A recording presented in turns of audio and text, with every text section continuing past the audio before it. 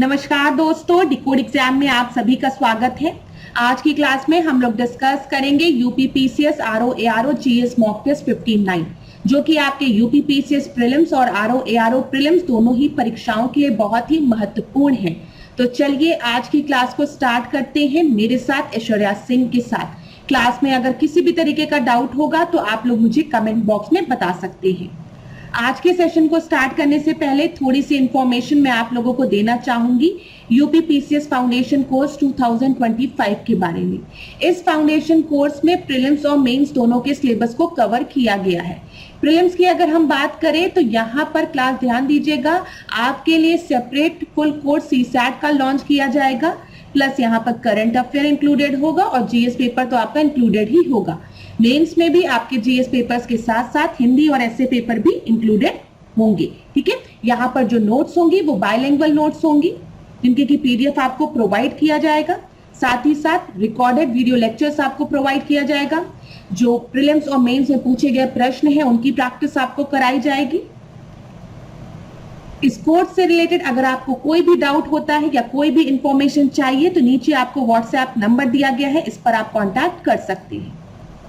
Decode exam आप लोगों के लिए दो और नए कोर्सेज लेकर आया है। एक यूपीपीसीएस प्रीलिम्स 2025 टेस्ट सीरीज जिसमें आप लोगों को 12,000 से ज्यादा प्रश्न मिलेंगे, और दूसरी जो है वो यूपीपीसीएस मुख्य परीक्षा उत्तर लेखन क्रैश कोर्स है जिसमें आपके जो सिलेबस है उसको वेरियस टॉपिक्स में डिवाइड किया गया है और हर टॉपिक से रिलेटेड आपको 5 प्रश्न दिए जाते हैं जिसके के आंसर्स आप हमें लिखकर सेंड करते हैं और 5 प्रश्न के उत्तर जो है वो कोचिंग द्वारा आपको मॉडल आंसर्स आपको कोचिंग द्वारा प्रोवाइड किए जाते हैं। तो अगर आप देखेंगे हर टॉपिक से रिलेटेड आपके पास 10 क्वेश्चंस होते हैं क्लास प्रैक्टिस के लिए।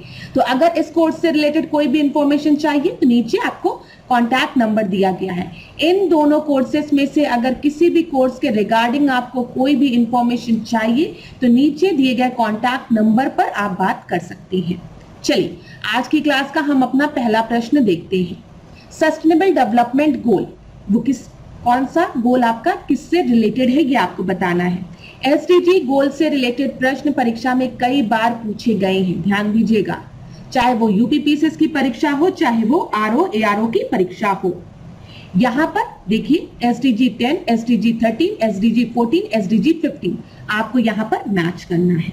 तो बताइए एसडीजी 10 जो है वो किससे रिलेटेड है। एसडीजी 10, तो एसडीजी 10 में हम बात करते हैं इनइक्वालिटी को, असमानता को कम करने के लिए। ठीक है, तो ए का आपका थर्ड हो जाएगा, थर्ड 2 जगह दिया गया है। एसडीजी 13 की अगर हम क्लास बात करेंगे तो ये किस चीज से रिलेटेड है, ये क्लाइमेट चेंज से रिलेटेड है, बी का फर्स्ट हो जाएगा। एसडीजी 14 की अगर हम बात करेंगे तो लाइफ बिलो द वाटर की बात यहां पर की गई है, और एसडीजी 15 में किसकी बात की गई है, लाइफ ऑन लैंड की, भूमि पर जीवन की। तो यहां पर आपका सही उत्तर जो हो जाएगा वो ए हो जाएगा। मैं एक बार फिर रिपीट करूंगी, अगर आप लोग यूपीपीसीएस के प्रीलिम्स में या फिर आरओ एआरओ के प्रीलिम्स में अपीयर हो रहे हैं तो एक बार आप लोग एसडीजी गोल को जरूर पढ़कर जाइएगा क्लास, क्योंकि पास्ट ईयर्स में देखा गया है यहां से प्रश्न बने हैं और पूरी संभावना है कि आने वाले वर्षों में भी यहां से प्रश्न बनेंगे। और जो स्टूडेंट मेंस में अपीयर हो रहे हैं यूपीपीसीएस 2024 मेंस में, वो तो एसडीजी गोल्स को जरूर याद करके जाइएगा, बहुत ही महत्वपूर्ण है। यहां से आपके परीक्षा में प्रश्न में बन सकता है। ठीक है, तो यहां पर ए आपका सही उत्तर है। अभी हम और प्रश्नों को देखते हैं। निम्नलिखित में से कौन सा सतत विकास लक्ष्य हेतु 2030 तक प्राप्त करने का लक्ष्य नहीं है। तो यहां पर ध्यान दीजिएगा, सतत विकास में हम क्वालिटी एजुकेशन की, गुणवत्ता परक शिक्षा की बात करते हैं, लैंगिक समानता की हम बात करते हैं, शून्य भोग की हम बात करते हैं, लेकिन अंतरिक्ष अनुसंधान की बात नहीं की जाती है। तो यहां पर आपका सही उत्तर क्या हो जाएगा, एक, क्योंकि कौन सा लक्ष्य नहीं है। ठीक है, फर्स्ट आपका लक्ष्य नहीं है। अगला देखते हैं, निम्नलिखित में से कौन सा सतत विकास लक्ष्य भारत में 2030 तक सभी और इसके स्थायी प्रबंधन की पानी की उपलब्धता को लक्षित करता है। तो बताइए अवेलेबिलिटी ऑफ वाटर की बात यहां पर की गई है, ये आपके परीक्षा में पूछा गया प्रश्न है। ठीक है, तो बताइए कहां पर की गई है, वाटर की बात कहां पर की गई है। तो अगर आप गोल 6 देखेंगे तो वहां पर लिखा है क्लीन वाटर एंड सैनिटेशन, और इस प्रश्न का सही उत्तर क्या हो जाएगा 1। अब ये एसडीजी गोल्स हैं, अगर आप स्क्रीनशॉट लेना चाहें तो आप स्क्रीनशॉट भी ले सकते हैं। बताइए एसडीजी 1 जो है वो शून्य गरीबी से रिलेटेड है, नो पॉवर्टी से। एसडीजी 2 जो है वो 0 हंगर से रिलेटेड है। एसडीजी 3 जो है वो good health and well being से रिलेटेड है। एसडीजी 4 क्वालिटी एजुकेशन से रिलेटेड है। एसडीजी 5 जेंडर इक्वालिटी से रिलेटेड है। SDG 7 affordable and clean energy से रिलेटेड है। SDG 8 decent work and economic growth से रिलेटेड है। एसडीजी 9 में इंडस्ट्री इनोवेशन एंड इंफ्रास्ट्रक्चर की बात की गई है। एसडीजी 10 में इनइक्वालिटीज को रिड्यूस करने की बात की गई है। एसडीजी 11 में सस्टेनेबल सिटीज एंड कम्युनिटीज की बात की गई है। एसडीजी 12 में सस्टेनेबल कंजप्शन एंड प्रोडक्शन की बात की गई है। एसडीजी 13 में क्लाइमेट चेंज की बात की गई है। एसडीजी 14 में लाइफ बिलो द वाटर की बात की गई है। एसडीजी 15 में लाइफ ऑन लैंड की बात की गई है। एसडीजी 16 में piece justice and strong institution की बात की गई है। एसडीजी 17 में पार्टनरशिप फॉर द गोल्स की बात की गई है। ये कुछ एसडीजी गोल्स हैं जो कि आपकी परीक्षा के लिए महत्वपूर्ण है और इनको जरूर एक बार आप लोग पढ़ के जाइएगा। ठीक है, आप इस तरीके से पढ़ सकते हैं कि जैसे सबसे पहले हम क्या करेंगे, गरीबी खत्म करेंगे। जब हम गरीबी खत्म करेंगे बताइए तो लोगों के पास पैसा आएगा और भूखमरी ऑटोमेटिकली खत्म हो जाएगी। बताओ, जेब में पैसा होगा तो भूखे थोड़े न रहोगे ना। और जैसे ही भूखमरी खत्म होगी, जैसे ही आपको खाना मिलेगा, आपका स्वास्थ्य अच्छा हो जाएगा तो उत्तम स्वास्थ्य हो जाएगा। भूखमरी खत्म, यहां पर देखो, भूखमरी जब खत्म होगी तो स्वास्थ्य अच्छा होगा। ठीक है, भूखमरी कब खत्म होगी, जब गरीबी खत्म होगी। तो गरीबी, भूखमरी, स्वास्थ्य। अब जब स्वास्थ्य अच्छा है और भोजन भी पेट में है तो आपको शिक्षा मिलनी चाहिए, तो गुणवत्तापूर्ण शिक्षा की बात की गई है। फिर एसडीजी 5 में लैंगिक समानता की बात की गई है। जब आप शिक्षित करोगे लोगों को तो लोगों को ये समझ में आएगा लड़के लड़कियों में कोई भेदभाव नहीं है। जेंडर इक्वालिटी की बात की जाएगी, लैंगिक समानता की बात की जाएगी, सस्ती और प्रदूषण मुक्त ऊर्जा की बात की जाएगी एसडीजी 7 में। उत्कृष्ट कार्य और आर्थिक विकास एसडीजी 8 में। उद्योग, नवाचार और बुनियादी सुविधाएं। 10 में असमानताओं में कमी, ठीक है, रिड्यूस इनइक्वालिटी, यहां पर ध्यान दीजिएगा। 5वें में हमने लैंगिक समानता की बात की है, जेंडर इक्वालिटी की बात की है। और 10वें में हमने रिड्यूस इनइक्वालिटी की बात की है, असमानताओं में कमी की बात की है। ठीक है, फिर एसडीजी 11 में हम सस्टेनेबल सिटीज और कम्युनिटीज की बात करते हैं, शहर और समुदाय की। फिर 12 में हम कंजप्शन एंड प्रोडक्शन की बात करते हैं, उपभोग और उत्पादन की। 13 में जलवायु परिवर्तन की बात की जाती है, ये बहुत इंपॉर्टेंट है। एक बार तो आपकी परीक्षा में यही पूछा गया था कि 13, 14, 15, 16 लगातार दिया गया था, आपको मैच करना था। तो याद रखिएगा 13 में हमने क्लाइमेट चेंज की बात की है, जलवायु परिवर्तन की। ठीक है, 14 में हमने क्या बात की है, लाइफ बिलो द वाटर की। ऐसे याद रखिएगा, लाइफ बिलो द वाटर की। और यही पर जब हम 6 की बात करते हैं तो यहां पर हम किसकी बात करते हैं, इसमें 6 लिखा ही नहीं है, लेकिन आप ध्यान दीजिएगा यहां पर हम क्लीन वाटर एंड सैनिटेशन की बात करते हैं। ठीक है, स्वच्छ पानी की बात करते हैं। 14 और 16 याद रखिएगा। फिर उसके बाद 15 की अगर हम देखें तो यहाँ पे थलीय जीवों की सुरक्षा की बात की जाती है। 16 में शांति, न्याय और सशक्त संस्थान की बात की जाती है। और 17 में लक्ष्यों हेतु भागीदारी की बात की जाती है। ये क्लियर है क्लास? अगर आपने अभी तक नहीं याद किया है तो इसको प्लीज आप लोग याद कर लीजिए, ये आपकी परीक्षा के लिए बहुत ही महत्वपूर्ण है।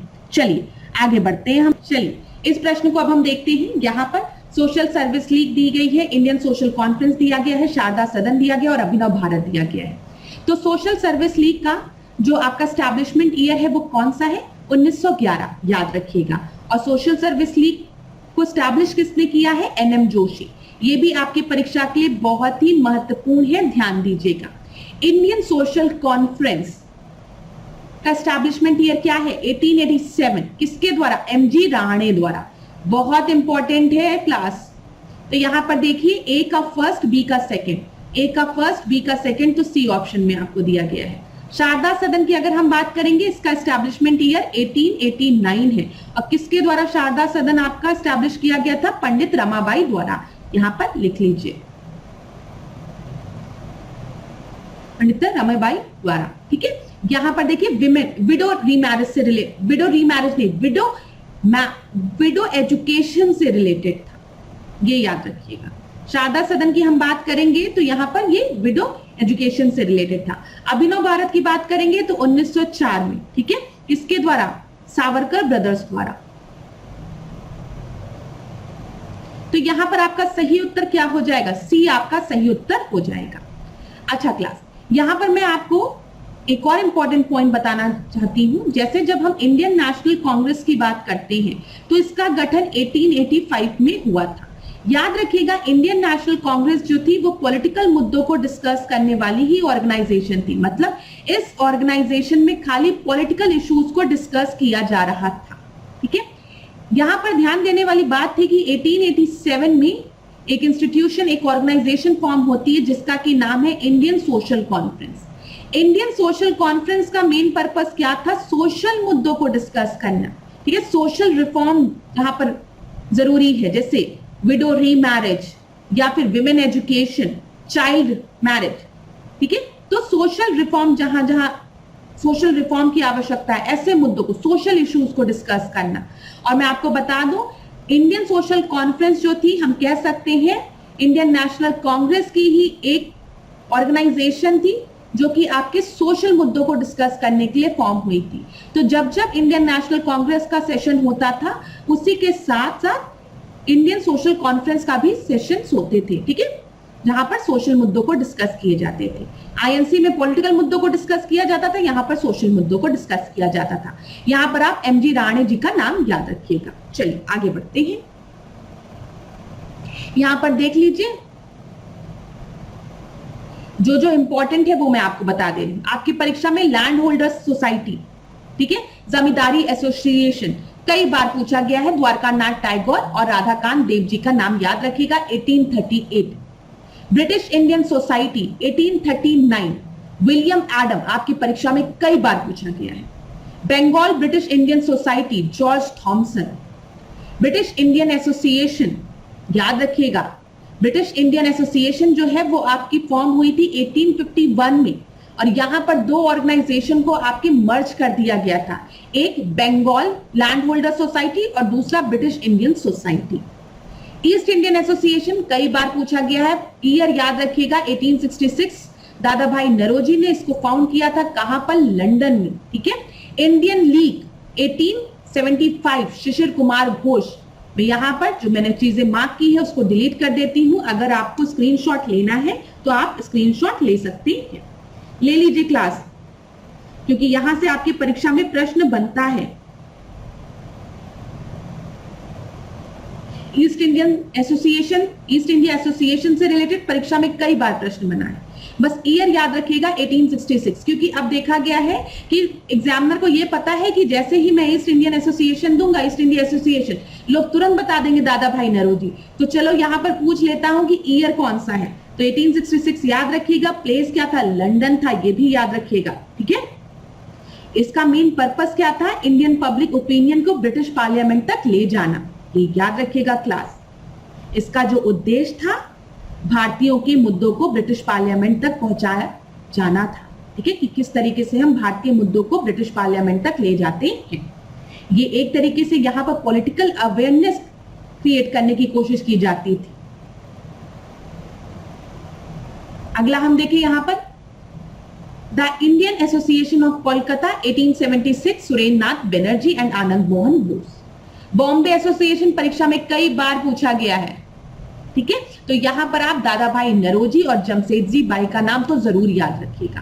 पूना सार्वजनिक सभा, ये भी आपकी परीक्षा में कई बार पूछा गया है। तो एमजी रहाणे, जीबी जोशी और एसएच शिपलांकर। बॉम्बे प्रेसिडेंसी एसोसिएशन कई बार पूछा गया है ये भी। तो बदरुद्दीन तैयबजी, फिरोज शाह मेहता, केटी तलंग, ठीक है। बदरुद्दीन तैयबजी पता है ना, इंडियन नेशनल कांग्रेस के पहले मुस्लिम अध्यक्ष थे। मद्रास नेटिव एसोसिएशन, यहां पर गजूलू चट्टी जी का नाम याद रखिएगा। मद्रास महाजन सभा, ये भी पूछा गया, यहां पर आनंद चालू जी का नाम दिया गया था। जो जो इंपॉर्टेंट है उसको मैं टिक लगा दे रही हूं। यहां से आपकी परीक्षा में प्रश्न पूछे गए हैं, स्क्रीनशॉट ले लो, याद करना शुरू कर दो। अब चलो इस प्रश्न का आंसर दो। यंग बंगाल मूवमेंट से रिलेटेड कौन था? यंग बंगाल मूवमेंट से रिलेटेड कौन था? उमेश चंद्र बनर्जी, शिव नारायण अग्निहोत्री, विविन डेरियोजा या फिर परांजपे। तो यहां पर ध्यान दीजिएगा, जब हम बात करते हैं यंग बंगाल मूवमेंट की, तो यहां पर विविन डेरियोजा इससे रिलेटेड थे। ठीक है, ये इंपॉर्टेंट है। हिंदू कॉलेज कोलकाता की बात करेंगे तो भी आप याद रखेंगे हेनरी विविन डेरियोजा इससे एसोसिएटेड थे।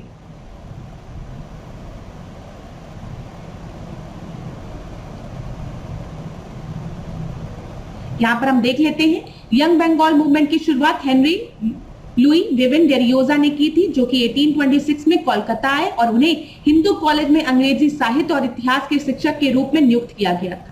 यंग बंगाल हिंदी कॉलेज कोलकाता से उभरने वाले बंगाली मुक्त विचारकों का एक समूह था। वे हिंदू समाज की विद्वान सामाजिक और धार्मिक संरचना के विरुद्ध स्वतंत्र विचार और विद्रोह की भावना से प्रेरित और उत्साहित थे। ये याद रखिएगा। मेनली अगर हम कहें कि जो यंग बंगाल मूवमेंट था आपका, इसके थ्रू बंगाल और बाद में इंडिया में मॉडर्न थिंकिंग और सोशल रिफॉर्म की नींव रखी गई। ठीक है, एक छोटा सा ग्रुप था, लेकिन इस ग्रुप का इन्फ्लुएंस बहुत ही ज्यादा बड़ा था। उस समय आपको पता है कि हमारी जो सोसाइटी थी वो कंजर्वेटिव सोसाइटी थी, और कंजर्वेटिव सोसाइटी को इन्होंने क्रिटिसाइज किया और मूवमेंट को धीरे धीरे इन्होंने आगे बढ़ाया।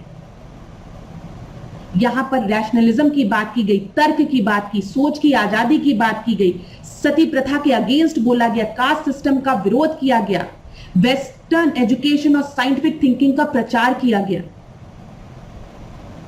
और इस मूवमेंट का जो मेन लोकेशन थी वो याद रखिएगा, वो हिंदू कॉलेज कोलकाता थी, जिसमें डेरियोजा और उनके जो स्टूडेंट्स थे, जिनको कि डेरोजियन कहा जाता था, वो इस मूवमेंट को आगे बढ़ा रहे थे।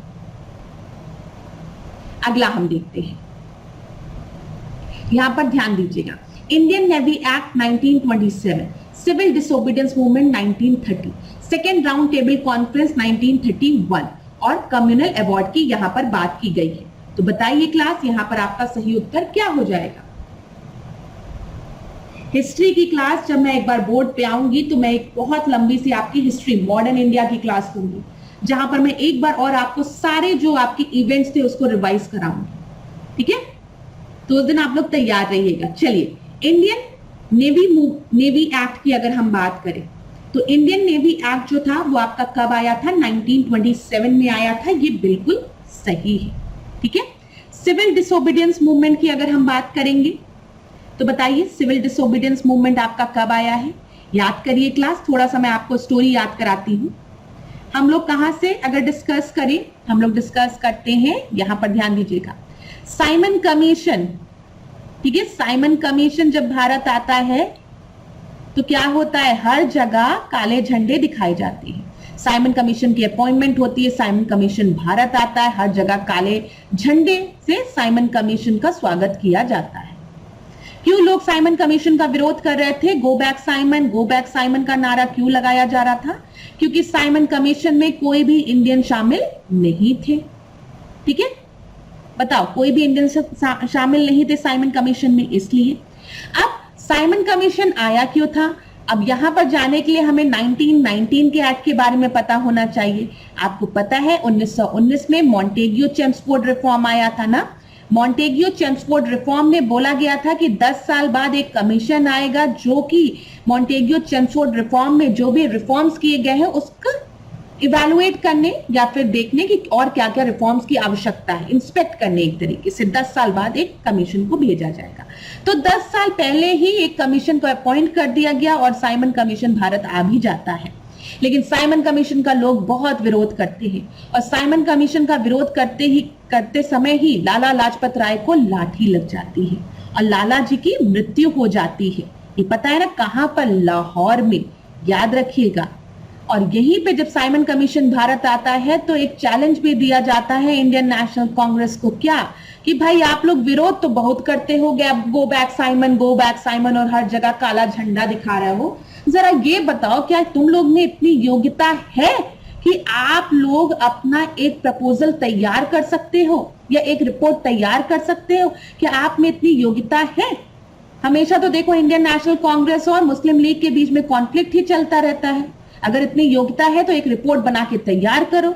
और इस चैलेंज को इंडियन नेशनल कांग्रेस क्या करती है? एक्सेप्ट कर लेती है और नेहरू रिपोर्ट बनकर तैयार हो जाती है साइमन रिपोर्ट के पहले ही।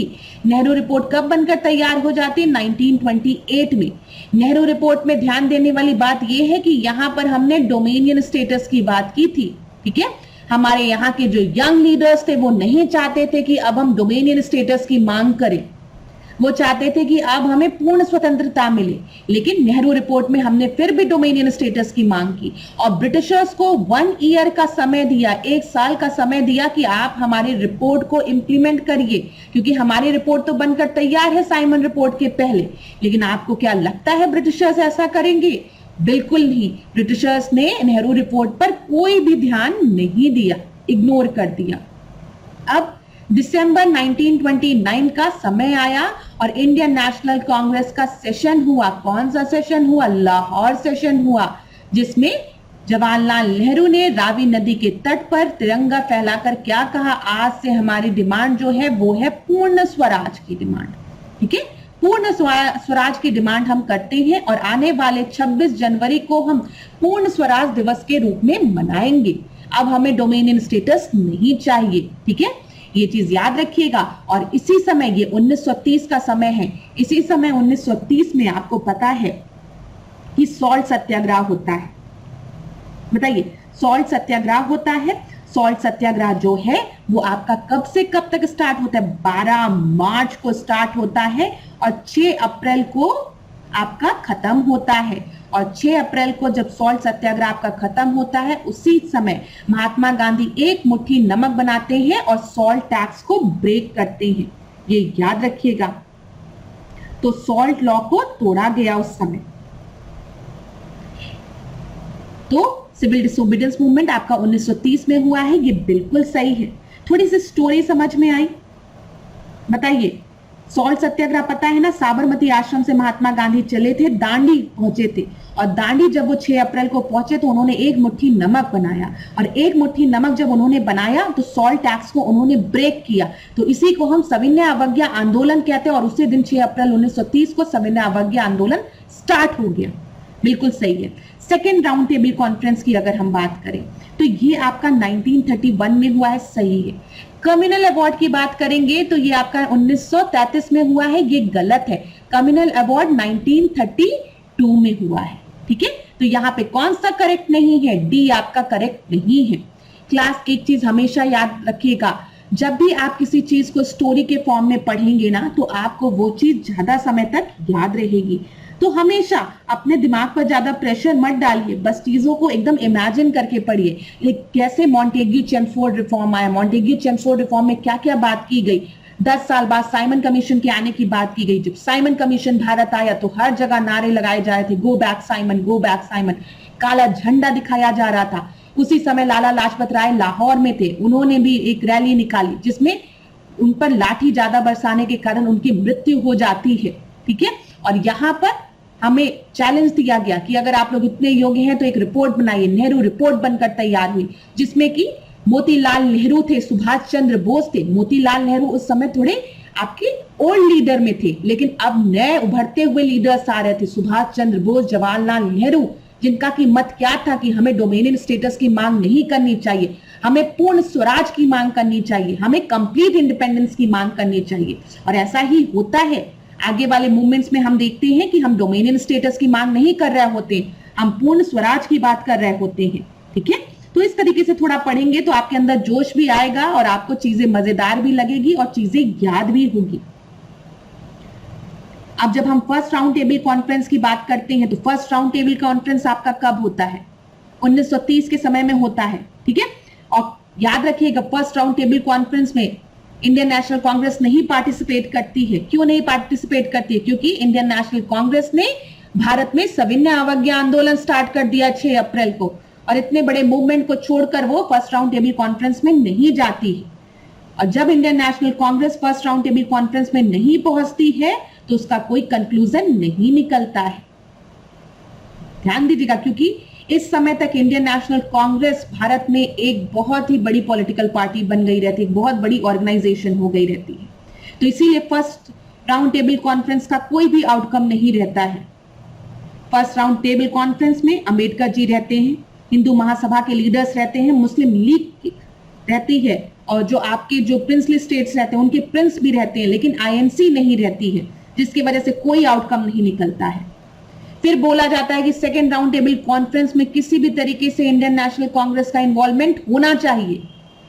तो इसके लिए क्या किया जाता है, गांधी इरविन पैक्ट साइन कराया जाता है।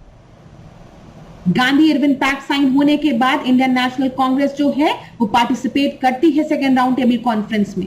गांधी इरविन पैक्ट के बाद याद रखिएगा, और महात्मा गांधी जाते हैं सेकेंड राउंड टेबल कॉन्फ्रेंस में कांग्रेस को रिप्रेजेंट करने के लिए। लेकिन यहां पर भी एक डिसएग्रीमेंट हो जाता है जब कम्युनल अवार्ड की बात हो जाती है। तो अब बाद में आपको पता है, जब महात्मा गांधी वापस आते हैं, यरवदा जेल में होते हैं, तो वो आमरण अनशन करते हैं, और बाद में गांधी जी और अंबेडकर जी के बीच में पैक्ट साइन होता है, जिसको कि हम पूना पैक्ट कहते हैं। और थर्ड राउंड टेबल कॉन्फ्रेंस की अगर हम बात करें तो इसमें फिर कांग्रेस क्या करती है, थर्ड राउंड टेबल कॉन्फ्रेंस को बायकॉट करती है। तो ये सारी चीजें आपको पता होनी चाहिए। आपके पेपर में पूछता है कि कौन सा एक लीडर था जिसने तीनों राउंड टेबल कॉन्फ्रेंस को में गया था, तो वो बी.आर. अंबेडकर जी थे। इतनी चीजें क्लियर हो गई होगी क्लास। चलिए अब अगले प्रश्न को देखते हैं। डॉपलर प्रभाव का उपयोग निम्नलिखित में से किस में किया गया है? हवाई अड्डों पर विमान का मार्गदर्शन करने के लिए, बिल्कुल सही है। ग्रहों और तारों के वेग को मापने के लिए, ये भी सही है। तो यहां पर जब हम चौथे को देखते हैं प्रश्न को, तो यहां पर आपका दोनों ही ऑप्शन बिल्कुल सही है। दोनों जगह अगर हम देखेंगे तो हमें डॉपलर इफेक्ट दिखेगा। ठीक है, तो यहां पर आपका सही उत्तर जो है वो है सी। अगले प्रश्न को देखिए, ये साइंस का प्रश्न था जो कि आपकी परीक्षा के लिए महत्वपूर्ण था, तो ध्यान दीजिएगा क्लास।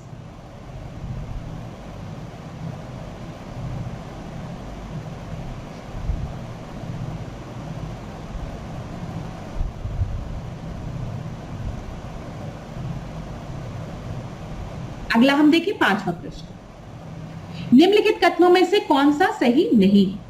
रक्त का थक्का बनने का समय बढ़ जाता है, vitamin K. Pellagra vitamin B3, beri vitamin B12, rickets vitamin D. तो यहां पर आपको बताना है। विटामिन से रिलेटेड भी प्रश्न आपकी परीक्षा के लिए बहुत इंपॉर्टेंट है। देखा जाता है परीक्षा में कई बार प्रश्न पूछ लिया जाता है, तो आपको पता होना चाहिए ऐसे प्रश्नों का भी उत्तर। अच्छा क्लास, अगर मैं डॉपलर इफेक्ट की बात करूं, जैसे मेरे दिमाग में चल रहा था एक एग्जाम्पल, मैंने सोचा आपको दे दूं।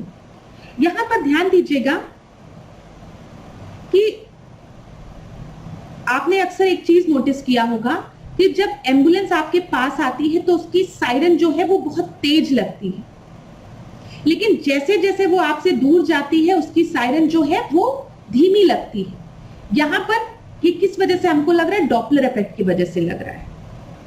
फ्रीक्वेंसी इंक्रीज होती है, वेवलेंथ डिक्रीज होता है, और साउंड जो है वो हाई पिच्ड का आपको अपीयर होता है जब कोई आपको अप्रोच कर रहा रहता है। जब एम्बुलेंस आपके पास आ रही होती है तो फ्रीक्वेंसी बढ़ जाती है, वेवलेंथ डिक्रीज हो जाती है, और साउंड जो है वो हाई पिच्ड का अपीयर होता है। और जब सोर्स आपसे दूर जा रहा होता है तो फ्रीक्वेंसी डिक्रीज होती है, वेवलेंथ बढ़ती है, जिसकी वजह से जो साउंड है वो लो पिच्ड का अपीयर होता है। तो डॉपलर इफेक्ट एक वेव फिनोमिनन है, ये याद रखिएगा, जिसमें किसी सोर्स और ऑब्जर्वर के रिलेटिव मोशन की वजह से साउंड या लाइट वेव की फ्रीक्वेंसी में चेंज होता है। मैं इस प्रश्न का उत्तर आपको देती हूं, लेकिन मुझे लगा कि मुझे आपको एक बार डॉपलर इफेक्ट समझाना चाहिए, क्योंकि यहां से आपकी परीक्षा में पहले भी प्रश्न बने हैं। ध्यान दीजिएगा जो चीज मैंने आपको बोला है। डॉपलर इफेक्ट जो है वो एक वेव फिनोमिना है, जहां पर हम सोर्स और ऑब्जर्वर की बात कर रहे हैं, इनके बीच के रिलेटिव मोशन की बात कर रहे हैं, और इनके बीच के रिलेटिव मोशन की वजह से साउंड या लाइट वेव की फ्रीक्वेंसी जो है वो चेंज होती है, वही डॉपलर इफेक्ट कहलाता है। समझ में आ रहा है? डॉपलर इफेक्ट एक वेव फिनोमिना है जिसमें किसी सोर्स और ऑब्जर्वर के रिलेटिव मोशन की वजह से साउंड या लाइट की फ्रीक्वेंसी में चेंज होता है। जैसे कि मैंने आपको साउंड का एग्जाम्पल मैं आपको देती हूं, जो मैंने आपको एग्जाम्पल दिया। यहां पर कोई एम्बुलेंस है, ठीक है, जब एम्बुलेंस आपके पास आती है, ये आप हैं, तो आपको एम्बुलेंस का जो सायरन है वो बहुत तेज सुनाई देता है। क्यों तेज सुनाई देता है? क्योंकि यहां पर जो फ्रीक्वेंसी है वो आपकी इंक्रीज कर रही रहती है, वेवलेंथ को हम लैम्डा से रिप्रेजेंट करते हैं, वो डिक्रीज कर रही होती है, और जो साउंड है उसकी पिच आपकी हाई अपीयर हो रही होती है, हाई पिच तेज सुनाई दे रही होती है। यहीं पर जब एम्बुलेंस आपसे दूर जाती है तो फ्रीक्वेंसी जो है वो घट जाती है, वेवलेंथ बढ़ जाती है, और जो साउंड है वो लो पिच्ड अपीयर हो रही होती है। ये ध्यान दीजिएगा। तो अगर रेडार गन्स की बात करें तो यहां पर भी डॉपलर इफेक्ट का यूज किया जाता है। डॉपलर अल्ट्रासाउंड होता है, एस्ट्रोनॉमी में भी डॉपलर इफेक्ट का यूज किया जाता है। ठीक है, तो Doppler effect is the change in the wave frequency due to motion between the source and the observer. स्रोत और पर्यवेक्षक के बीच सापेक्ष गति के कारण स्रोत की आवृत्ति में स्पष्ट परिवर्तन को डॉपलर प्रभाव कहते हैं। पुलिस द्वारा वाहनों की तेज गति की जांच करना, हवाई अड्डों पर विमान का मार्गदर्शन करने के लिए, शरीर के विभिन्न हिस्सों में, मैंने आपको बताया ना, हिस्सों में हृदय और रक्त प्रवाह का अध्ययन करने के लिए, और एस्ट्रोनॉमी में भी इसका प्रयोग किया जाता है। तो अब भूलेगा आप लोगों को, बस एम्बुलेंस वाला अगर एग्जाम्पल याद रखोगे तो डॉपलर इफेक्ट कभी भी नहीं भूलेगा। यहां पर याद रखना, यहां पर हम फ्रीक्वेंसी और वेवलेंथ की बात कर रहे हैं, किस तरीके से फ्रीक्वेंसी और वेवलेंथ में वेरिएशन करने से साउंड में आपका वेरिएशन हो रहा है। चलो अब इस प्रश्न को देख लें, नहीं तो आप लोग कहोगे कि मैम इस प्रश्न को दिखाने के बाद आप दूसरे प्रश्न को डिस्कस करने लगे। क्लास देखिए, मेरा पर्पस क्लास का यही रहता है कि जब भी मैं कोई प्रश्न आपको बताऊं तो उससे रिलेटेड और क्या प्रश्न बन सकते हैं वो भी क्लियर हो जाए, ताकि आपको डाउट ही ना हो। लेकिन अगर आपको डाउट होता है तो आप लोग मुझे कमेंट बॉक्स में बता भी सकते हैं। अब देखिए, रक्त का थक्का बनने का समय बढ़ जाता है विटामिन के की अगर कमी हो, तो ये बिल्कुल सही है। विटामिन के जो है वो रक्त का थक्का जमाने में सहायक होता है, ब्लड क्लॉटिंग में। पेलेग्रा की बात करें, पेलेग्रा रोग विटामिन B3 की कमी से होती है, बिल्कुल सही है। बेरी बेरी विटामिन B12 गलत है। बेरी बेरी जो है वो विटामिन B1 की कमी से होती है, जिसे कि हम थायमाइन भी कहते हैं, थायमाइन भी कहते हैं, याद रखें। रिकेट्स विटामिन डी की कमी से होता है, बिल्कुल सही। तो यहां पर आपका सही उत्तर कौन सा हो जाएगा? सी हो जाएगा, क्योंकि नॉट करेक्टली मैच्ड बोला गया है। क्लियर है क्लास? कोई डाउट नहीं होगा। अगला हम देखें छठवां प्रश्न। छठवें प्रश्न को ध्यान से देखिएगा, क्या बोला गया है यहां पर। नीति घाटी भारत के निम्नलिखित राज्य केंद्र शासित प्रदेशों में से किस जगह पर स्थित है? तो बताइए, नीति घाटी कहां पर स्थित है? लद्दाख में, सिक्किम में, उत्तराखंड में, या फिर हिमाचल प्रदेश में? तो आपका सही उत्तर क्या हो जाएगा यहां पर? नीति घाटी जो है वो उत्तराखंड में स्थित है। आप याद रखिएगा, लिप नीतिमान, लिप नीति और मान, ये सारे जो दर्रे हैं वो उत्तराखंड में है। लिपुलेख, नीति और मान। ठीक है, तो सी आपका सही उत्तर हो जाएगा। यहां पर देख लेते हैं, चंबा वैली कहां पर है? हिमाचल प्रदेश में है। चंबा के आगे एल लगा दो, चंबल, चंबल का डाकू सुना है ना, ये कहां पर है? मध्य प्रदेश में है। चेनाब वैली कहां पर है? जम्मू एंड कश्मीर में है। चुम्बी वैली कहां पर है? ये तिब्बतियन रीजन में है। चुम्बुन वैली, थेनी डिस्ट्रिक्ट, तमिलनाडु में। ठीक है, चुम्बुन वैली याद रखिएगा। तो Chamba Himachal Pradesh, Chambal Madhya Pradesh, Chenab Jammu and Kashmir, Chumbi Tibet, Kumbum valley Theni Tamil Nadu, Silent Valley कहां है? केरल में है। सिंध वैली जम्मू एंड कश्मीर में है। सोलांग वैली हिमाचल प्रदेश में है। सून पंजाब जम्मू कश्मीर में है। स्पीति वैली हिमाचल प्रदेश तिब्बत रीजन में है। सुरू वैली लद्दाख रीजन जम्मू कश्मीर में है। स्क्रीनशॉट ले लीजिए। नुब्रा वैली कहां है? लद्दाख में है। पतराटू वैली कहां है? कई बार पूछा गया पतराटू के बारे में, झारखंड में। पांगी वैली हिमाचल प्रदेश में। पार्वती वैली कासोल हिमाचल प्रदेश में। पिन वैली हिमाचल प्रदेश में। पिंडार उत्तराखंड में। ठीक है क्लास, इतनी चीजें क्लियर? मैं इसको आपका हटा भी देती हूं ताकि आप लोग स्क्रीनशॉट ले लीजिए क्लास, स्क्रीनशॉट आराम से। चलिए अब इस प्रश्न को हम देखते हैं। लेक आयर डैश महाद्वीप का सबसे निचला बिंदु है। तो बताइए, लेक आयर किसका सबसे निचला बिंदु है? ध्यान दीजिएगा क्लास, किसका सबसे निचला बिंदु? एशिया का, अफ्रीका का, ऑस्ट्रेलिया का, या फिर उत्तरी अमेरिका का? तो यहां पर आपका सही उत्तर जो है वो है ऑस्ट्रेलिया। ठीक है, तो ऑस्ट्रेलिया का हम एक बार इसको देख भी लेते हैं। देखिए ऑस्ट्रेलिया के मैप को जब भी देखेंगे तो आज रिवाइज करते हैं कुछ इंपॉर्टेंट चीज। सबसे पहले ध्यान दीजिएगा जो पॉइंट्स मैं हाईलाइट कर रही हूं। ग्रेट डिवाइडिंग रेंज ऑस्ट्रेलिया में है, ठीक है। डार्लिंग रेंज याद रखिएगा क्लास, ग्रेट डिवाइडिंग रेंज इधर है, डार्लिंग रेंज इधर है, ठीक है, क्लियर है। मैकडॉनल्ड रेंज इस तरफ, जो बता रही हूं ध्यानपूर्वक सुनिए। अब आप अगर ऑस्ट्रेलिया का मैप बना रहे हो इस तरीके से, अगर आप ऑस्ट्रेलिया का मैप इस तरीके से बना रहे हो, थोड़ा सा मेरी ड्राइंग उतनी अच्छी नहीं है, तो आप इधर क्या बताओगे, इधर आपका डार्लिंग रेंज है, ठीक है, बीच में मैकडॉनल्ड रेंज है और इधर ग्रेट डिवाइडिंग रेंज है। पहले जब आपकी परीक्षा हुआ करती थी तो उसमें डायरेक्ट प्रश्न पूछा जाता था कि ग्रेट डिवाइडिंग रेंज कहां लोकेटेड है, ऑस्ट्रेलिया में, अमेरिका में, साउथ अमेरिका में, तो आप आराम से आंसर बता देते थे कि जो ग्रेट डिवाइडिंग रेंज है वो ऑस्ट्रेलिया में लोकेटेड है। लेकिन अब आपकी परीक्षा में इस तरीके का प्रश्न ना पूछकर आपसे पूछा जाता है कि ऑस्ट्रेलिया में ग्रेट डिवाइडिंग रेंज किधर है, नॉर्थ में है, साउथ में है, ईस्ट में है कि वेस्ट में है, ठीक है। तो ध्यान दीजिएगा इधर ईस्ट की तरफ आपको ग्रेट डिवाइडिंग रेंज दिख रही है। इधर अगर हम साउथ वेस्ट में जाएंगे तो हमें डार्लिंग रेंज दिखेगी और मैकडॉनल्ड रेंज बीच में। क्लियर इतनी बातें? चलो अब दूसरी चीज आपको डेजर्ट याद रखना है।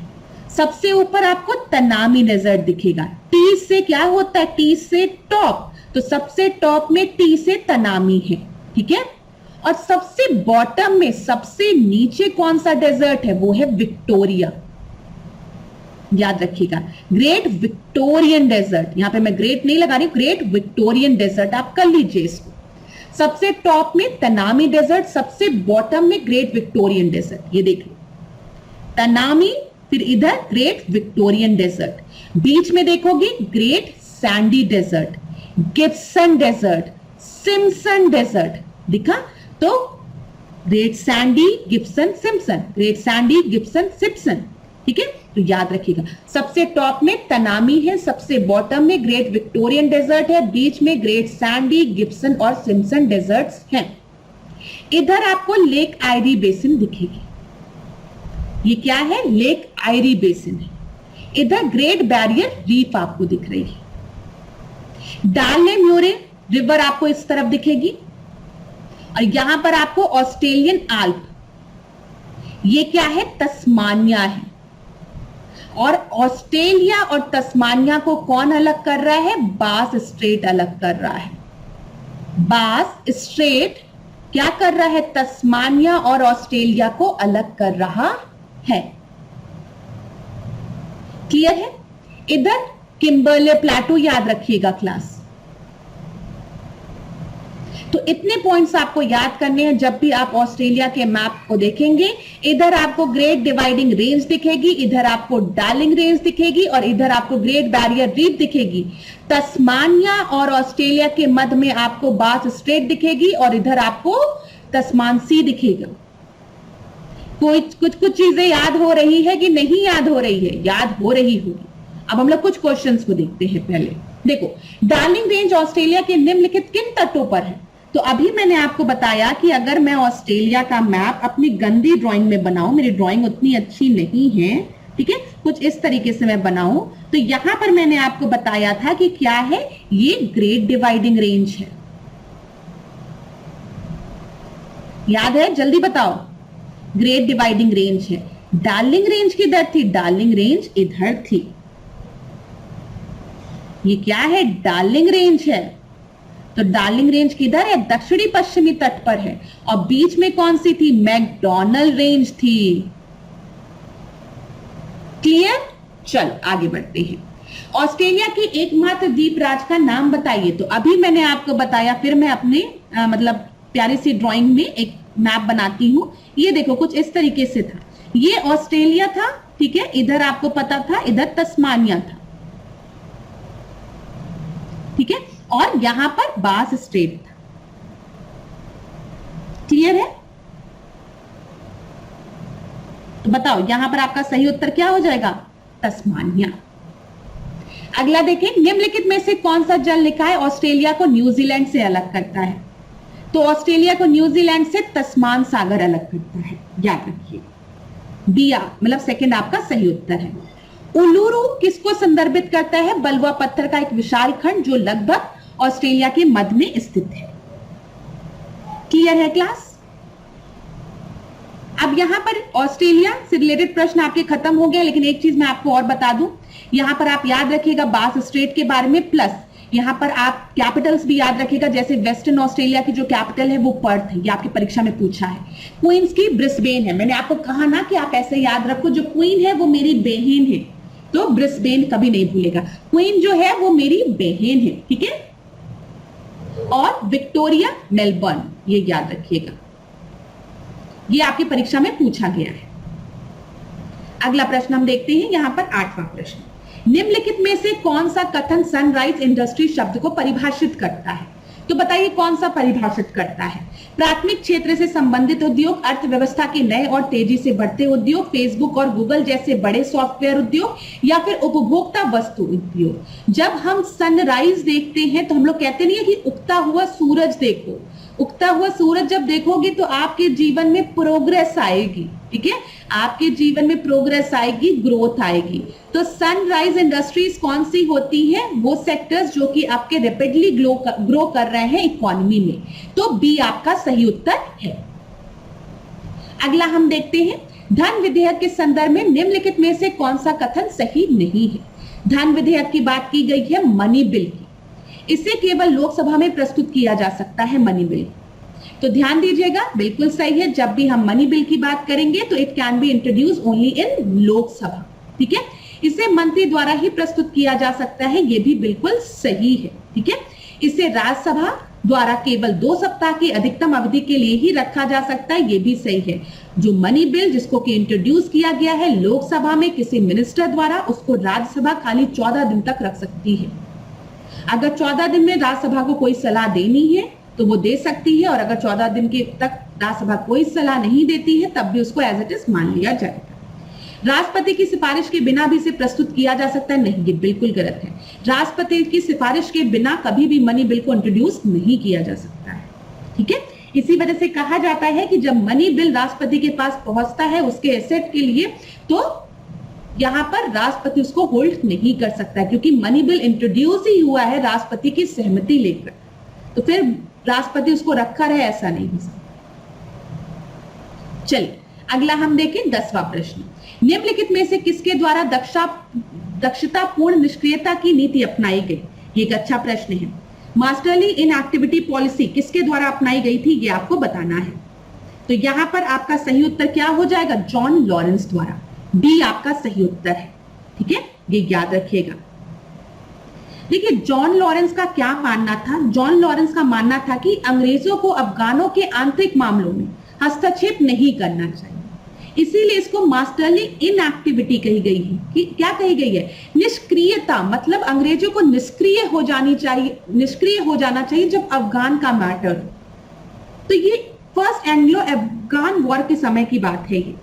तो जॉन लॉरेंस का मानना था कि अंग्रेज को अफगान के आंतरिक मामलों में हस्तक्षेप नहीं करना चाहिए, तथा अफगान राज दरबार में अपना प्रतिनिधि भी नहीं रखना चाहिए, एकदम अफगान को लेके इनएक्टिव हो जाना चाहिए अंग्रेजों। तो यही आपकी मास्टरली इनएक्टिविटी कहलाती है, तो डी आपका सही उत्तर है। यहां पर देखिए, इस नीति का पालन करते हुए उसने 1863 में मित्र मोहम्मद की मृत्यु के बाद उसके 16 पुत्रों के बीच होने वाले उत्तराधिकारी युद्ध से स्वयं को अलग रखा था। मतलब जो इनके उत्तराधिकारी के युद्ध हो रहे थे अफगान में, उसमें अंग्रेजों ने कहा कि हम हस्तक्षेप नहीं करेंगे, आप लोग लड़ो मरो जो करना है करो, तो हम हस्तक्षेप ही नहीं करेंगे, इसी को निष्क्रियता कह रहे हैं। अगला देखते हैं 11वां प्रश्न, निम्नलिखित में से कौन रासायनिक परिवर्तन का उदाहरण है? केमिकल चेंज की बात यहां पर की गई है, तो मेल्टिंग ऑफ आइस, बर्फ का पिघलना एक फिजिकल चेंज है, ठीक है। पहले आइस के फॉर्म में था, जो पानी था वो आइस के फॉर्म में था तो सॉलिड था, बाद में वो पिघल गया, लिक्विड में कन्वर्ट हो गया वाटर, तो ये फिजिकल चेंज है। पहले भी पानी था, अब भी पानी है, बस पहले वो बर्फ के फॉर्म में था, आज वो पानी के फॉर्म में है, ठीक है, लिक्विड के फॉर्म में है। Dissolving sugar in a water, आप 1 चम्मच चीनी को पानी में घोलो तो ये भी एक फिजिकल चेंज है, क्योंकि कोई नया कंपाउंड यहां नहीं बन रहा है। Melting of wax, melting of wax भी जो है वो आपका फिजिकल चेंज है, ठीक है। वैक्स जो है पहले सॉलिड में था, उसको मेल्ट कर दिया तो थोड़ा लिक्विड, सेमी लिक्विड में आपका कन्वर्ट हो गया। लेकिन कुकिंग ऑफ फूड में ना आपके नए कंपाउंड फॉर्म हो रहे हैं, तो ये एक केमिकल चेंज है। तो 11th का आपका सही उत्तर क्या हो जाएगा? डी आपका सही उत्तर हो जाएगा। आगे देखते हैं 12वें प्रश्न को। निम्नलिखित में से कौन पूर्व से पश्चिम की दिशा में पहाड़ियों की सही व्यवस्था है? तो बताइए, ईस्ट टू वेस्ट की बात यहां पर की गई है। मिश्मी, अबोर, मिकिर, जयंतिया। अबोर, मिश्मी, जयंतिया, मिकिर। मिकिर, मिश्मी, अबोर, जयंतिया। जयंतिया, मिकिर, अबोर, मिश्मी। तो यहां पर अगर आप सही अरेंजमेंट लगाएंगे तो आपका सही अरेंजमेंट क्या है? मिश्मी, अबोर, मिकिर और जयंतिया। ठीक है, ए आपका सही उत्तर है। यहां पर देख लीजिए, यहां पर अगर आप देखेंगे तो इधर आपको मिश्मी हिल्स दिखेगी, इधर मिकिर हिल्स दिखेगी और इधर जयंतिया दिखेगी। ठीक है, और आपको ईस्ट टू वेस्ट बोला भी गया है, इस वजह से मिश्मी, मिकिर, जयंतिया। ठीक है, और यहां पर ध्यान रखिएगा गारो खासी जयंतिया कहां पर है? मेघालय में है। ठीक है, आगे बढ़ते हैं।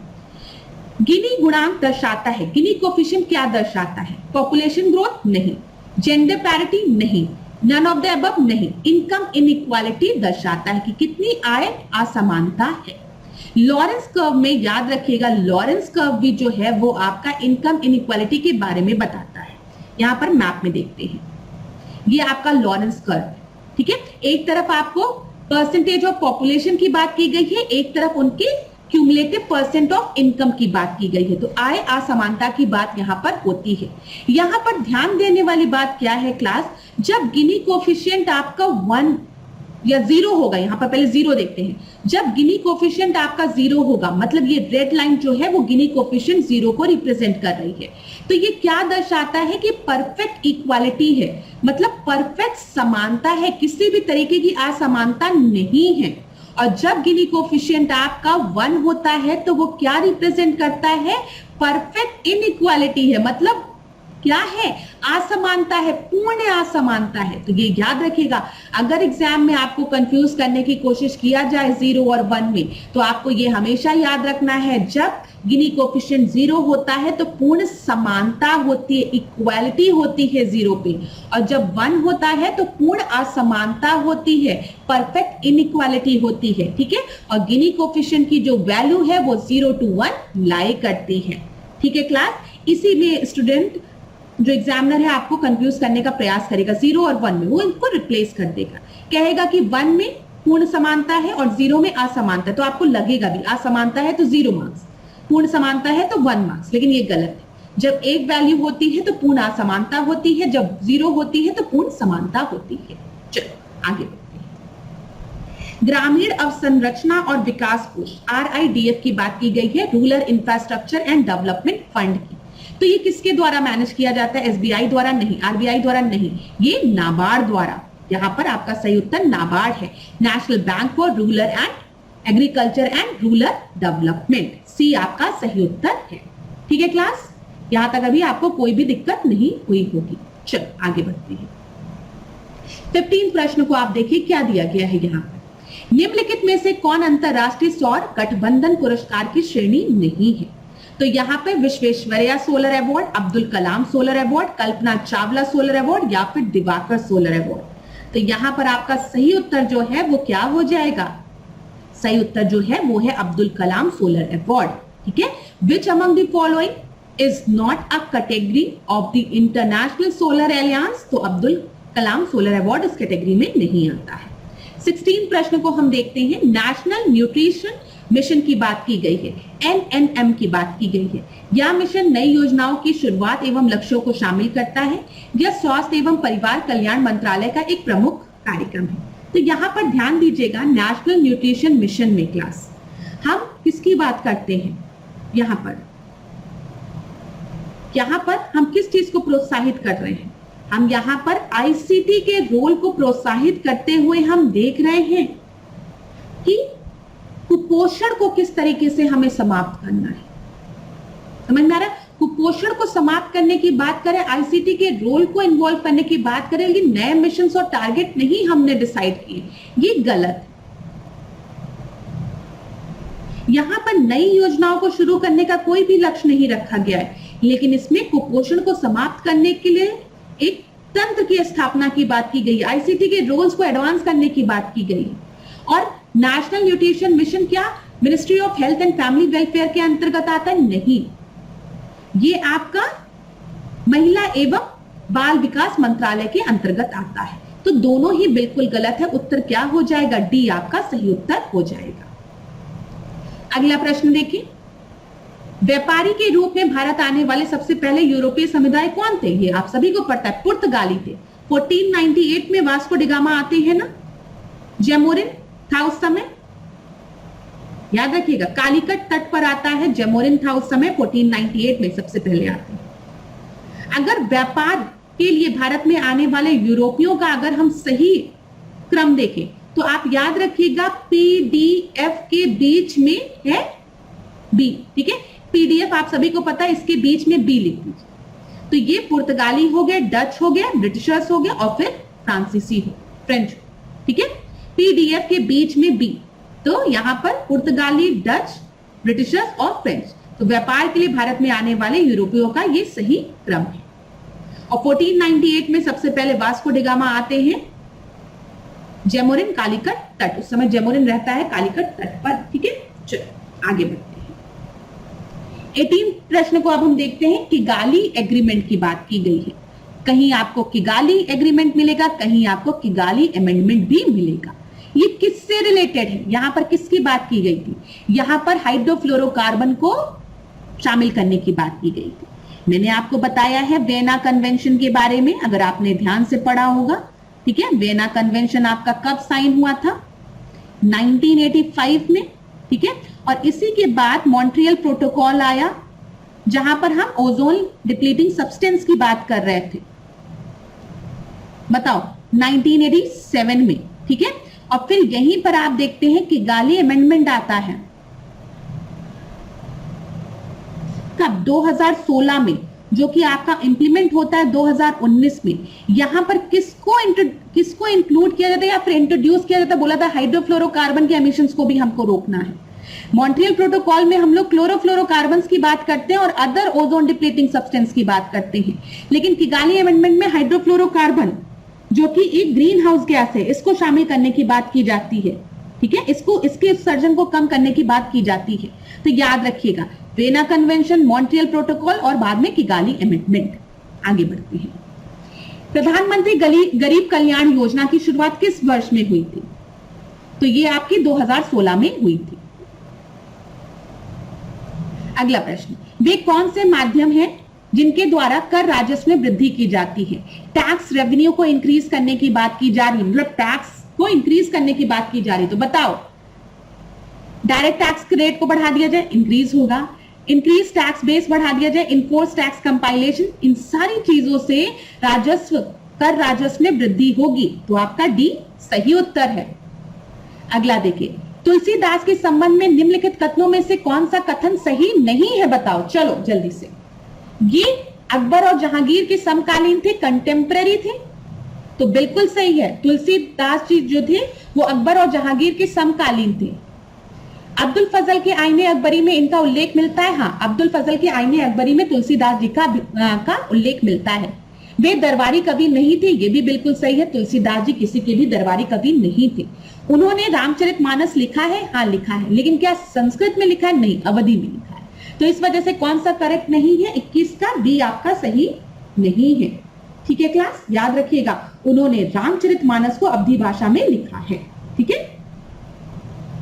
अगला 22वां प्रश्न, पिट्स इंडिया एक्ट 1773, भारत सरकार अधिनियम गवर्नमेंट ऑफ इंडिया एक्ट 1935 सही है।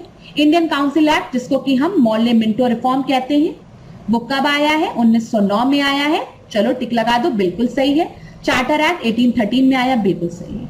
पिट्स इंडिया एक्ट जो है वो 1773 में नहीं आया है, 1773 में रेगुलेटिंग एक्ट आया है, याद है ना।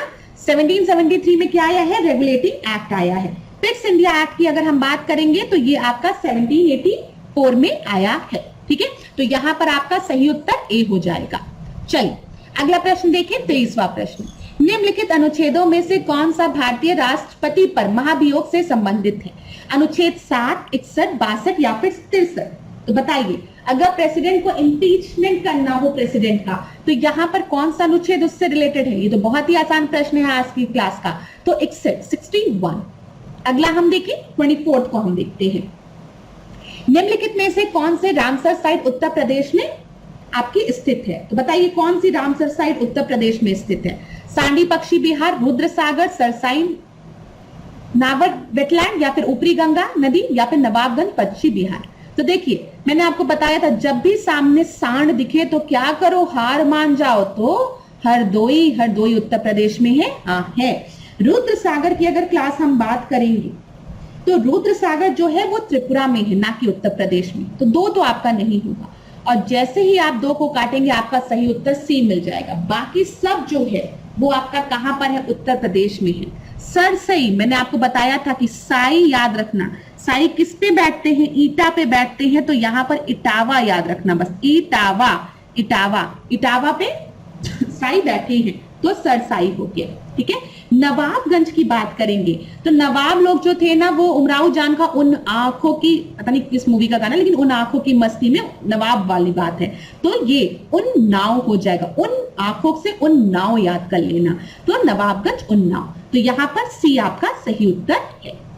देख लो ऊपरी गंगा जो है ब्रज घाट से नरोरा विस्तार है इसका। नवाबगंज मैंने बताया ना, नवाब लोग उन आंखों की बात करते हैं, उन नाव की बात करते हैं। पार्वती अर्क गोंडा में है। समन, बहुत सम्मान चाहिए रहता है किसको? मैन लोगों को बहुत सम्मान की आवश्यकता होती है, तो मैनपुर। समसपुर राय, सब लोग राय देते हैं। समसपुर कहाँ है? राय, सब राय देते हैं, तो समसपुर हो गया।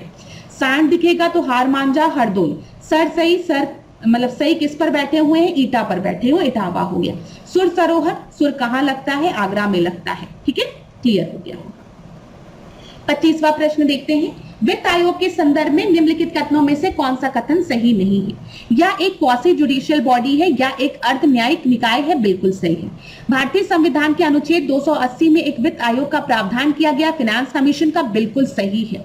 इसमें एक अध्यक्ष और 4 अन्य सदस्य होते हैं जिन्हें राष्ट्रपति द्वारा नियुक्त किया जाता है, बिल्कुल सही है। इसके सदस्य पूर्ण नियुक्ति के लिए पात्र नहीं होते, बिल्कुल गलत है। They are eligible for the reappointment. ठीक है, तो यहां पर आपका कौन सा कथन सही नहीं है? डी आपका सही नहीं है, याद रखिएगा। देखिए 280 की अगर हम बात करेंगे, एक अर्ध न्यायिक निकाय के रूप में जो वित्त आयोग है वो काम करता है। भारत के राष्ट्रपति द्वारा हर 5वें वर्ष में या उससे पहले जब वह आवश्यक समझता है इसे गठित किया जाता है। वित्त आयोग में एक अध्यक्ष होते हैं और 4 अन्य अध्यक्ष होते हैं जिनकी की नियुक्ति राष्ट्रपति द्वारा की जाती है। वे राष्ट्रपति द्वारा अपने आदेश में निर्दिष्ट आवृत्ति के लिए पद धारण करते हैं तथा पुनर्नियुक्ति के लिए भी इनकी पात्रता होती है। ठीक है, क्लियर है क्लास? चलो आगे बढ़ते हैं।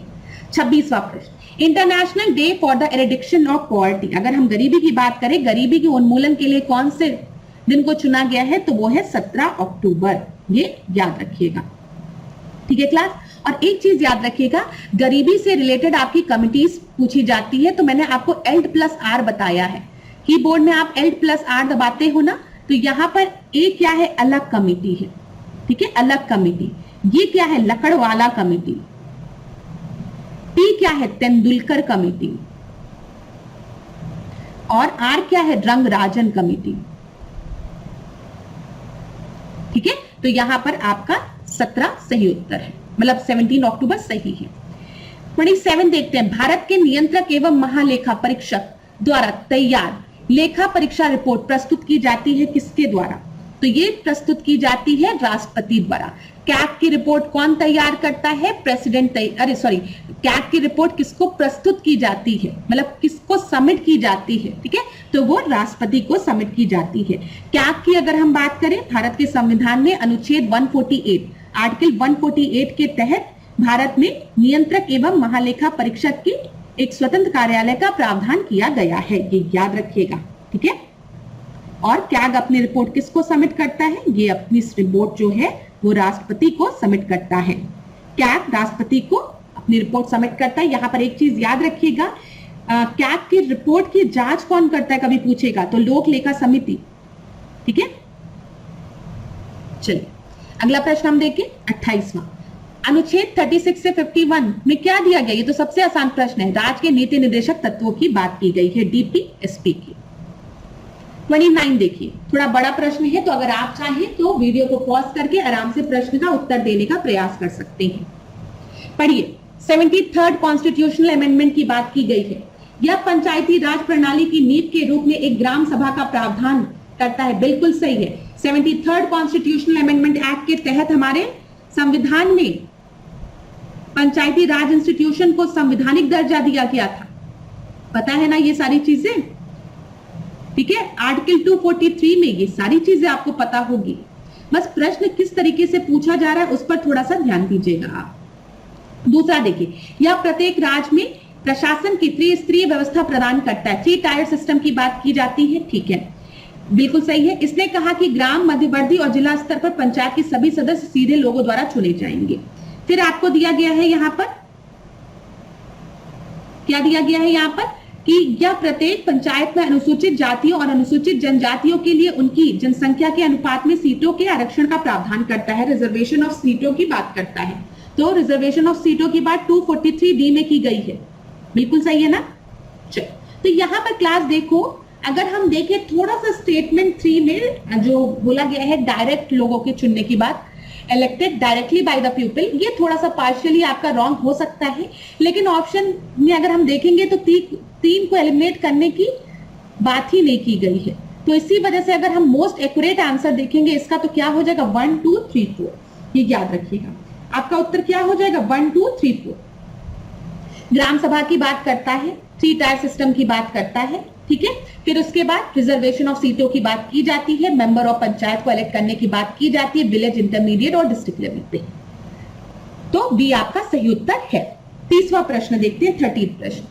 संविधान सभा के संदर्भ में निम्नलिखित कथनों में से कौन से कथन आपके सही हैं? संविधान सभा की जो पहली बैठक थी वो 9 दिसंबर 1945 को हुई थी। तो ये आपका सही है कि गलत? तो यहां पर ध्यान दीजिएगा, संविधान सभा की जो पहली बैठक थी वो 9 दिसंबर 1946 को हुई, ना कि 45। पट्टाभी सीतारमैया को संविधान सभा के अस्थायी अध्यक्ष के रूप में चुना गया था। नहीं, गलत। किसको चुना गया था? सच्चिदानंद सिन्हा को संविधान सभा का अस्थायी सदस्य चुना गया था, सच्चिदानंद सिन्हा को। और बाद में परमानेंट मेंबर किसको चुना गया था? परमानेंट अध्यक्ष। स्थायी सदस्य किसको, अध्यक्ष किसे चुना गया था? तो राजेंद्र प्रसाद। तो यहां पर आपको नाम याद रखना है किसका? राजेंद्र प्रसाद का और सच्चिदानंद सिन्हा का। पट्टाभी सीतारमैया गलत है। तो यहां पर आपका सही उत्तर क्या हो जाएगा? ना तो 1 सही है, ना तो 2 आपका सही है। 31 देखते हैं, निम्नलिखित में से कौन सर्वोच्च न्यायालय के न्यायाधीश की नियुक्ति करता है? तो सर्वोच्च न्यायालय के न्यायाधीश की नियुक्ति कौन करता है क्लास? ये तो बहुत ही आसान प्रश्न है। प्रेसिडेंट, राष्ट्रपति। ठीक है, हाँ, यहां पर एडवाइस लेता है भारत के मुख्य न्यायाधीश से, वो बात दूसरी है। चल 32 हम देख लेते हैं एक बार। निम्नलिखित न्यायाधीशों में से कौन भारत में न्यायिक सक्रियता की नींव रखने वालों में शामिल नहीं था? जुडिशियल एक्टिविज्म की बात जब हुई थी तो उसमें कौन सा जज आपका शामिल नहीं था? बताइए बताइए, ABCD में से आपका सही उत्तर क्या हो जाएगा? ABCD में से आपका सही उत्तर क्या होगा? BR कृष्ण अय्यर, PN भगवती, के सुब्बा राव या फिर D देसाई? तो यहां पर आपका सही उत्तर जो होगा वो के सुब्बा राव इसमें शामिल नहीं थे। ठीक है, तो यहां पर आपका सही उत्तर C हो गया। देखिए, भारत में न्यायिक सक्रियता की नींव न्यायमूर्ति BR कृष्ण अय्यर, PN भगवती, चिन्नप्पा रेड्डी और DA देसाई ने रखी थी। इसी वजह से आपका ऑप्शन C जो है वो सही है। जुडिशियल एक्टिविज्म होता क्या? न्यायिक सक्रियता होती क्या है? जब न्यायपालिका मतलब मैं सुप्रीम कोर्ट और हाई कोर्ट की बात कर रही हूं, वो अपने अधिकार क्षेत्र का विस्तार करते हैं। मतलब जो उनका एरिया है उसको वो क्या करते हैं, जब वो अपने अधिकार क्षेत्र का विस्तार करते हैं और ऐसे मामलों में हस्तक्षेप करते हैं जहां कार्यपालिका या विधायिका निष्क्रिय हो, तो उसे हम जुडिशियल एक्टिविज्म कहते हैं।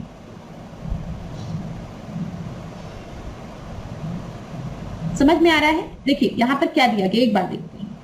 न्याय सक्रियता नागरिकों के अधिकारों के संरक्षण और समाज में न्याय को बढ़ावा देने में न्यायपालिका द्वारा निभाई गई सक्रिय भूमिका को दर्शाता है।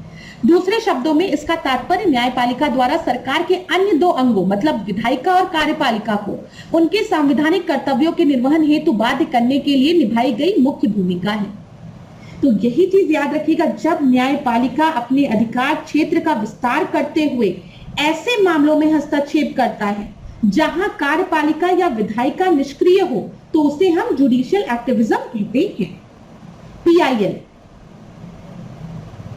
जैसे आम जनता भी किसी सार्वजनिक हित के मुद्दे पर कोर्ट का दरवाजा खटखटा सकती है। पब्लिक इंटरेस्ट लिटिगेशन की हम बात करते हैं ना PN भगवती की PIL में। चल अगला प्रश्न हम देखें, 33वां प्रश्न हम देखते हैं। एक व्यक्ति जो राज्य विधायिका का सदस्य नहीं है उसे मुख्यमंत्री के रूप में नियुक्त किया जा सकता है कितने, मतलब जो आपका चीफ मिनिस्टर अपॉइंट किया जा रहा है वो अभी स्टेट लेजिस्लेचर का मेंबर नहीं है तो वो कितने दिन तक चीफ मिनिस्टर रह सकता है, तो 6 महीने तक। और 6 महीने के अंदर ही उसे सीट हासिल करनी पड़ेगी स्टेट लेजिस्लेचर में। अगर वो ऐसा नहीं कर पाया तो उसे फिर अपनी CM की पोजीशन छोड़नी पड़ेगी। ठीक है, ये याद रखिए। 34 देखिए क्या दिया गया है यहां पर, Which of the following are the mode recognized by the international law to acquire foreign territories under the session adopted in Indian Constitution? तो बताइए यहां पर आपका सही उत्तर क्या हो। थोड़ा समय लीजिए, प्रश्न अच्छा है तो आप समय भी ले सकते हैं। तो यहां पर हस्तांतरण की बात की गई है, ध्यान दीजिएगा।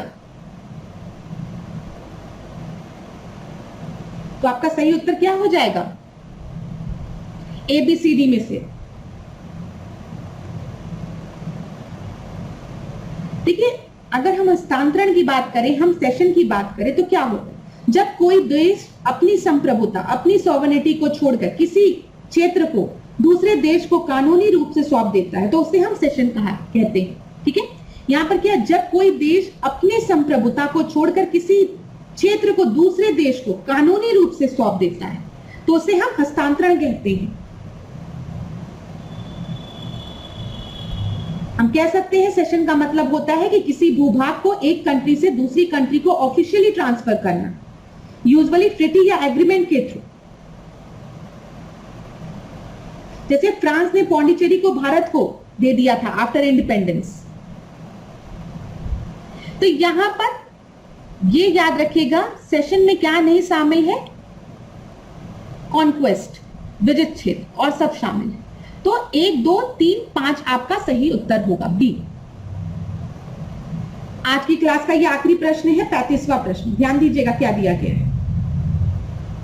बराह ताम्रपत्र अभिलेख किससे संबंधित है, नागभट्ट 1 से, मिहिर भोज से, देवपाल से या फिर राजेंद्र चोल से। तो ABCD में से आपका सही उत्तर क्या होगा बताइए। ABCD में से आपका सही उत्तर क्या होगा। यहां पर आप जब बात करेंगे बराह ताम्रपत्र की तो ये मिहिर भोज से रिलेटेड है। तो यहां पर आपका सही उत्तर B हो जाएगा। तो चलिए क्लास, आज के सेशन का ये आखिरी प्रश्न था। अब नेक्स्ट क्लास में आपसे मिलेंगे नए प्रश्नों के साथ। थैंक यू सो मच, आप लोग ने मेरा इतने दिनों तक सपोर्ट किया कि अभी मैं स्मार्ट बोर्ड पे आप लोगों की क्लास नहीं ले पा रही हूँ, तब भी आप लोग क्लास देख रहे हैं। कहीं पर भी डाउट होगा तो आप लोग मुझे जरूर बताइएगा। आप में से किसी स्टूडेंट ने कहा भी कि मैम क्लास को मत ब्रेक करिए, भले 30 मिनट की ही क्लास लीजिए, क्योंकि कंटिन्यूटी मेंटेन है। इस चीज को मैं भी समझती हूँ कि आपकी कंटिन्यूटी नहीं ब्रेक होनी चाहिए। कहीं पर भी किसी भी जगह दिक्कत होगी तो बताइएगा। आप में से किसी स्टूडेंट ने रिक्वेस्ट की है यूपी के क्वेश्चंस को डिस्कस करने के लिए, यूपी स्पेशल, तो हम लोग आने वाले सेशन में अब कुछ दिन यूपी स्पेशल के भी क्वेश्चंस को देखेंगे। ठीक है, जो कि आपके RO के लिए तो बहुत ही महत्वपूर्ण है। तो thank you so much class, आज के सेशन को यहीं पे एंड करते हैं। नेक्स्ट क्लास में आप लोगों से मिलूंगी नए प्रश्नों के साथ। तब तक आपसे यही कहूंगी कि अपने प्रति वफादार रहिएगा, आपको सफलता जरूर मिलेगी। और खूब पढ़िए, खूब आगे बढ़िए, स्वास्थ्य का ध्यान दीजिए और इसी तरीके से मेरे साथ ऐश्वर्या सिंह के साथ डिकोड एग्जाम के साथ बनी रहिए। धन्यवाद क्लास।